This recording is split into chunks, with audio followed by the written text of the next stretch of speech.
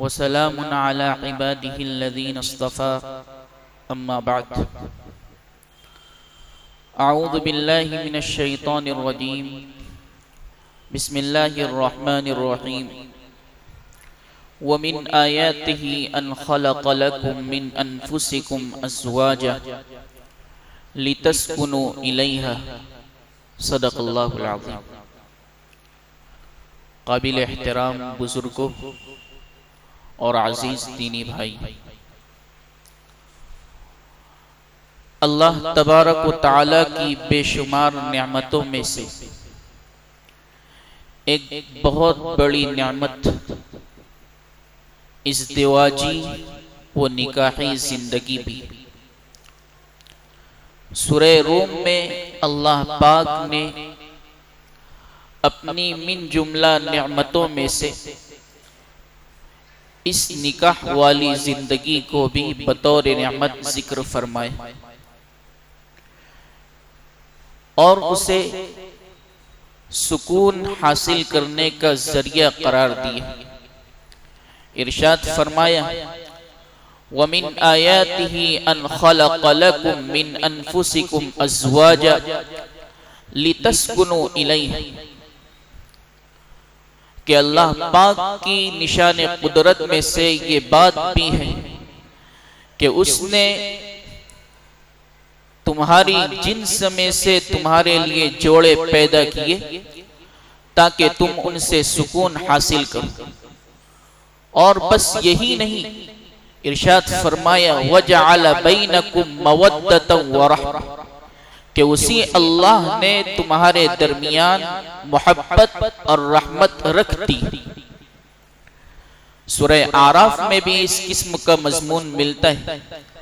هُوَ الَّذِي خَلَقَكُم مِّن نَفْسٍ وَاحِدَةٍ وَجَعَلَ مِنْهَا زَوْجَهَا لِيَسْكُنَ إِلَيْهَا کہ اللہ تبارک و تعالی نے تم تمام کو ایک ہی جان سے حضرت آدم علیہ السلام سے پیدا فرمایا. تمام نسل انسانی کی اصل آدم علیہ السلام ہے. سب سے پہلے انسانوں میں سے اللہ پاک نے آدم علیہ السلام کو پیدا فرمایا. پھر آدم علیہ السلام سے ان کے جوڑے حوا کو پیدا فرمایا لیسکن الیہا تاکہ وہ اس سے سکون حاصل کرے. پھر اللہ پاک نے اس جوڑے کی بدولت پوری روئے زمین پر تمام کائنات میں بہت سے مردوں اور عورتوں کو پھیلا کر رکھ دیا. ارشاد فرمایا وَبَثَّ مِنْهُمَا رِجَالًا كَثِيرًا وَنِسَاءً کہ اس جوڑے کے ذریعے اللہ تبارک و تعالی نے اس دھرتی کو بہت سے مردوں اور بہت سی عورتوں سے بھر کر رکھ دی. آپ جانتے ہیں کہ جب کوئی مرد عورت ایجاب و قبول کرتے ہیں شرعی گواہان کے روبرو تو دینی نقطہ نظر سے وہ میاں بیوی بن جاتے ہیں. ظاہر میں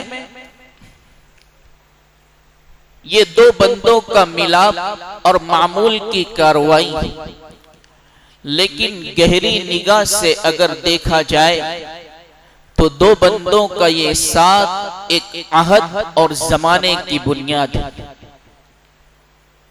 اگر یہ میاں بیوی شریعت و سنت کا لحاظ رکھتے ہوئے حقوق کی پاسداری کرتے ہیں تو محبت و یگانگت کی ایسی فضا چلتی ہے کہ جس سے نہ صرف یہی خوشی و مسرت محسوس کرتے ہیں بلکہ ان کی اولاد پر بھی اس کے اچھے اثرات ظاہر ہوتے ہیں. ان کی نسل سے ایسی اولاد جنم لیتی ہے جو زمانے کی قیادت کرتی ہے.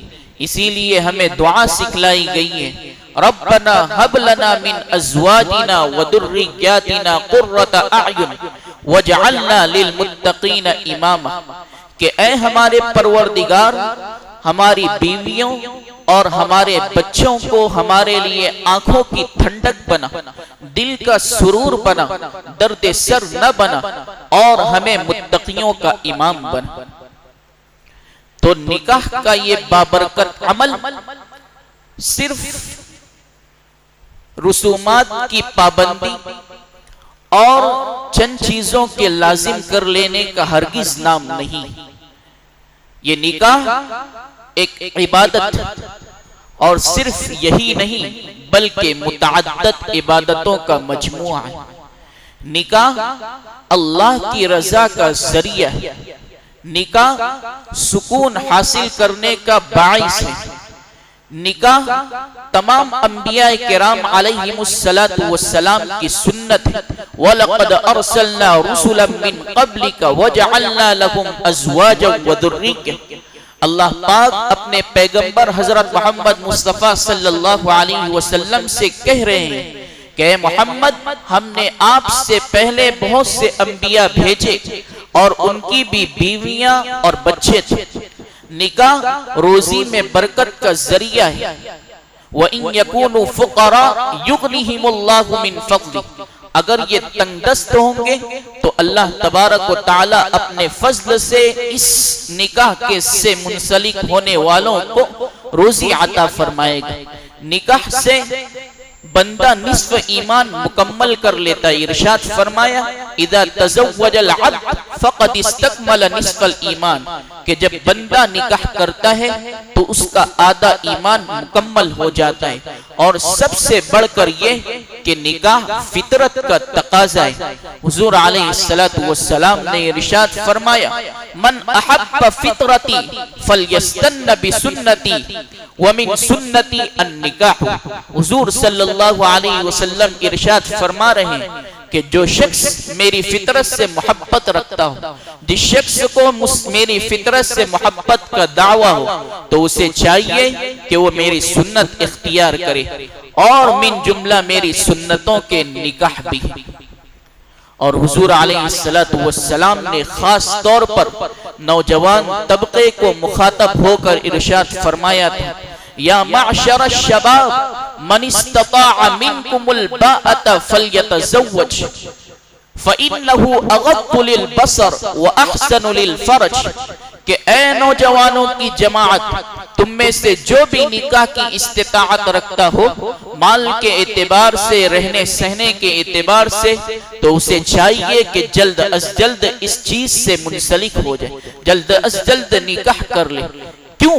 اس لیے کہ یہ چیز آنکھوں کی حفاظت کا ذریعہ ہے، شرمگاہ کی حفاظت کا ذریعہ ہے. اور حضور علیہ السلام نے بھی اپنے کئی صحابہ کے نکاح کروائے اسی مجلس میں جس مجلس میں ان سے پوچھا کہ کیا تمہارا نکاح ہوا ہے یا نہیں. آخر کوئی تو وجہ ہوگی کہ اس قدر ارشادات حضور صلی اللہ علیہ وسلم کے اس سلسلے میں مل رہے ہیں. اور جو لوگ اس کام کو کرنے کی استطاعت نہیں رکھتے، یتیم ہے، تنگ دست ہے، مالی فقدان ہے، اس چیز کو انجام نہیں دے سکتے، تو مالداروں سے کہا جا رہا ہے، صاحب ثروت سے کہا جا رہا ہے کہ تم ان کا نکاح کراؤ. وَأَنْكِحُوا الْأَيَامَ مِنْكُمْ وَالصَّالِحِينَ مِنْ عِبَادِكُمْ وَإِمَائِكُمْ. کہ تم میں سے جو یتیم ہے، مالدار لوگ ان کا نکاح کر لیں، اور تمہارے غلام اور باندیوں میں سے بھی جو نیک صالح ہیں ان کا نکاح کرا دو. اس کے بعد اگر تمہیں تنگ دستی کا خوف ہے، فقر کا خوف ہے کہ یہ یتیم ہے، یہ غلام اور باندی ہے، اپنے اخراجات کو سنبھال نہیں سکتے، اللہ نے کہہ دیا کہ یہ چیز فکر نہیں کرنی، آپ کو صرف ان کا نکاح کرا دینا ہے. اس کے بعد ان یکونوا فقراء یغنیہم اللہ من فضلہ، کہ اگر وہ تنگ دست ہوں گے تو اللہ تبارک و تعالی اپنے فضل سے انہیں مالدار کر دے. تو اللہ تبارک و تعالی بھی اس کی ترغیبات قرآن کریم میں بیان کر رہے ہیں، اور حضور صلی اللہ علیہ وسلم نے بھی اس کے سلسلے میں بہت سے ارشادات فرمائے. ایک بہت ہی پیارا ارشاد تزوج الولود الودود، کہ خوب محبت کرنے والی اور بچے جننے والی عورت سے شادی کی. یہ حضور علیہ السلام کے ارشادات اور قرآن کریم میں بھی احکامات موجود ہیں. جب آقا صلی اللہ علیہ وسلم اس قدر اس کی ترغیب دے رہے ہیں اور قرآن پاک میں بھی اس کے متعلق احکامات پائے جا رہے ہیں، تو کوئی تو وجہ ہوگی، اور یہ چیز رحمت ہی کا باعث ہوگی، یہ چیز آسانی ہی پیدا کرنے والی ہوگی، یہ چیز سہل ہی ہوگی۔ لیکن ہم دیکھتے ہیں کہ جب ہمارے گھروں میں شادی بیاہ کے موقع پیش آتے ہیں تو دشواری اس چیز کی ہوتی ہے کہ مہینوں بلکہ سالوں سے ہم پیسے جمع کرنا شروع کر دیتے ہیں کہ گھر میں شادی ہونے والی۔ بچے بالغ ہوتے ہیں تو والدین کے سروں پر ایک فکر مسلط ہو جاتی ہے کہ مناسب رشتے کی تلاش کرنی۔ چنانچہ والدین ایک تصور اپنے ذہن میں بٹھا لیتے ہیں آنے والے داماد یا آنے والی بہو کے متعلق، اور اس تصور کو لے کر کبھی یہاں تو کبھی وہاں تلاش شروع کر دیتے۔ چنانچہ بعض مرتبہ تو یہ ہوتا ہے کہ رشتہ داروں میں یا پڑوس میں مناسب رشتہ مل جاتا ہے، لیکن اکثر و بیشتر عام طور پر اس رشتے کی تگ و دو میں، اس مطلوبہ رشتے کی تلاش میں والدین کی جوتیاں گھس جاتی ہیں، مہینوں بلکہ سالوں اس کی تلاش میں گزر جاتے ہیں اور مناسب رشتہ نہیں ملتا۔ اسی دوران لڑکے اور لڑکی کی عمر بیتتی جاتی ہے، عمر گزرتی جاتی، اور جو رشتے آ رہے تھے رشتے آنے بند ہو جاتے۔ پھر یہ ہوتا ہے کہ اہلکار جو رشتے طے کرنے والے ہوتے ہیں وہ بھی معذوری کا اظہار کر دیتے ہیں۔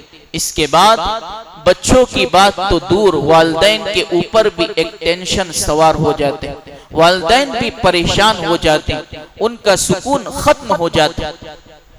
پھر اگر کوئی خیر خواہ یہ شوشہ چھوڑ دے کہ بچے یا بچیوں کا رشتہ باندھ دیا گیا ہے تو پھر تعویذ اور دعا کے چکر میں والدین گردش کرتے رہتے، ادھر ادھر پھرتے رہتے، اور رہ کر شیطان دلوں میں یہ وسوسہ ڈالنے لگتا ہے کہ شاید کسی پڑوسی نے یا رشتہ دار نے یہ کام کیا ہو۔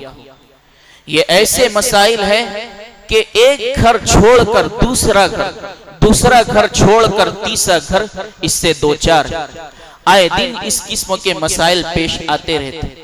آخر کیا وجہ ہے کہ حضور علیہ السلام کے زمانے میں تو نکاح اور شادیاں بالکل آسانی سے ہو جاتی تھی، لیکن ہمارے اس دور میں یہ ایک مشکل مسئلہ بن چکا ہے۔ کیا وجہ؟ اگر ہم ان وجوہات پر غور کریں تو سب سے بڑی وجہ یہی ملتی ہے کہ یہ تمام کے تمام معاف کرنا ہماری ہی کارستانی۔ ہم نے دین اور شریعت کے اندر ایسی چیزیں پیدا کی ہے جو ہندوانہ رسم سے مشابہ، اور یہ کہنا بھی بیجا نہیں ہوگا کہ ہم شریعت اور سنت کو ایک طرف کر کے غیروں کے طور و طریقے کو اس میں شامل کیے جا رہے ہیں، جس کی وجہ یہ ہے کہ آج اس رشتے کو طے کرنے میں ہماری جان نکل جاتی ہے۔ ہوتا کیا ہے کہ ایک سولے لڑکے کے لیے لڑکی کی تلاش اس طرح کی جاتی ہے کہ اسے اچھے رنگ کی لڑکی چاہیے۔ 10ویں فیل بیٹے کے لیے والدین کسی ٹیچر بہو کی تلاش کرتے، کچے مکان میں رہنے والی لڑکی محل اور بڑے بڑے بنگلوں میں رہنے کے خواب دیکھتی، کسی کی نظر اونچے خاندان پر تو کسی کی نظر مال و دولت پر، جس کی وجہ یہ ہے کہ آج ہم پریشانیوں کا شکار بنے ہوئے۔ ایک واقعہ عرض کرنا چاہتا ہوں۔ کانپور کا نام آپ نے سنا ہوگا۔ وہاں کے آدمی نے اپنی بیٹی کے لیے ترقی یافتہ ملک سے رشتہ طے کروانا چاہا، چنانچہ باراتیوں کے لیے معقول انتظامات، بلکہ اس سے بڑھ کر انتظامات اور اتنی فضول خرچیاں کی گئیں کہ الامان والحفیظ، باراتیوں کے لیے بہترین ہوائی جہاز سے آنے کا نظم کیا گیا۔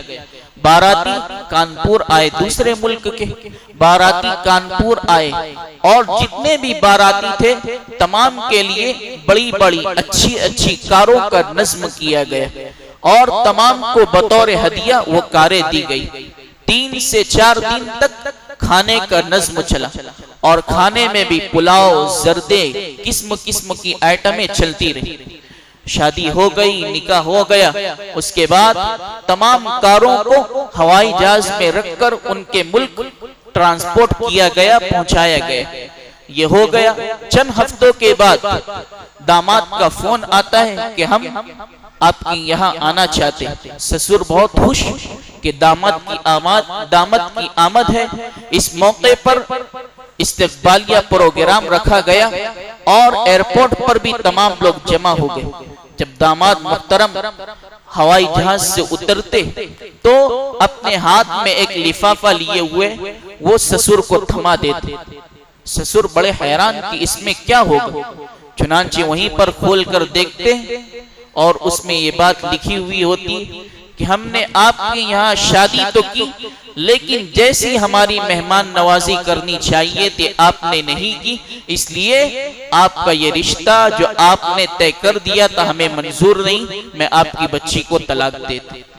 دیکھیے کیسی شادی کی گئی تھی، ہوائی جہاز بک کی گئی تھی باراتیوں کے لیے، اور جتنے باراتی آئے تھے تمام کے لیے 4 ویلر کا نظم، لیکن ہوا یہ کہ چند ہی دنوں کے بعد رشتہ ٹوٹ گئے۔ کیا وجہ؟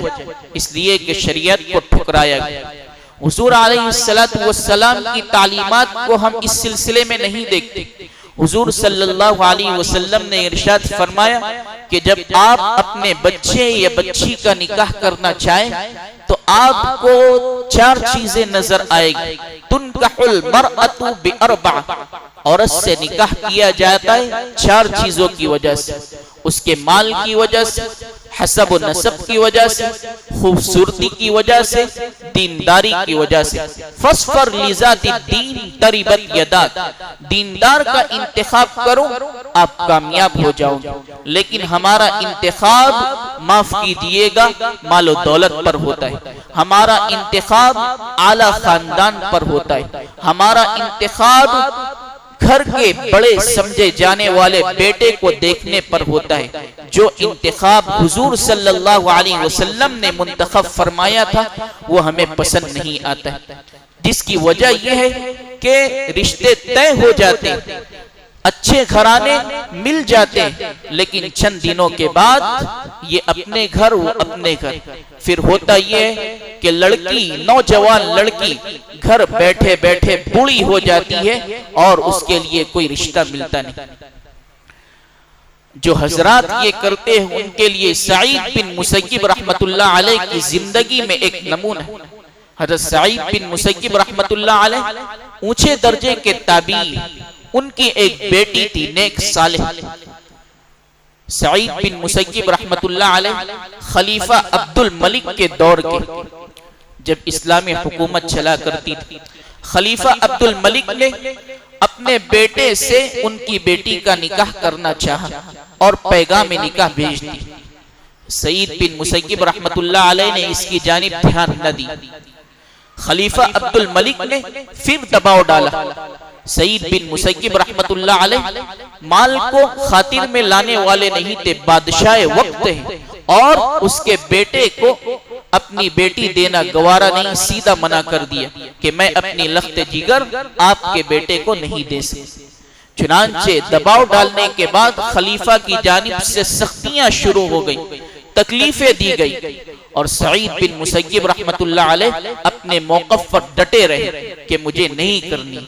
آخرکار خلیفہ عبد الملک ہار مان گئے اور چلے گئے۔ کچھ دنوں کے بعد سعید بن مسیب رحمت اللہ علیہ درس دیا کرتے تھے، احادیث اور قرآن لوگوں تک پہنچایا کرتے تھے۔ ان کے ایک شاگرد تھے ابو وداع رحمت اللہ علیہ، ان کو درس میں چند دنوں سے نہیں پایا۔ لوگوں سے پوچھا کہ ابو وداع کہاں ہیں؟ لوگوں نے کہا معلوم نہیں۔ چند دنوں کے بعد ابو وداع درس میں آتے ہیں، اور جب حاضر ہوتے ہیں تو استاذ پوچھتے ہیں کیا بات ہے، اتنے دنوں سے درس میں حاضر کیوں نہیں تھی؟ تو سعید بن مسیب رحمت اللہ علیہ کے پوچھنے پر ابو وداع کہتے ہیں کہ چند دنوں قبل میری بیوی کا انتقال ہو گیا تھا، چھوٹے چھوٹے بچے ہیں، ان کی دیکھ بھال مجھے کرنی پڑتی ہے، گھر کا انتظام سنبھالنا پڑتا ہے، جس کی وجہ سے میں حاضر نہ ہو سکتا۔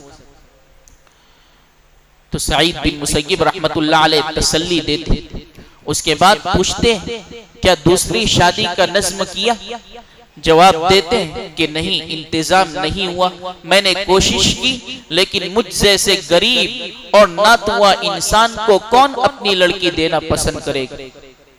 ابو وداع کے کہنے پر سعید بن مسیب رحمت اللہ علیہ نے ارشاد فرمایا، کیا تم اس بات کو پسند کرتے ہو کہ میں تمہیں اپنی فرزندی میں لے لوں، اپنا بیٹا منا لوں اور اپنی بیٹی کے ساتھ آپ کا نکاح کرا دوں؟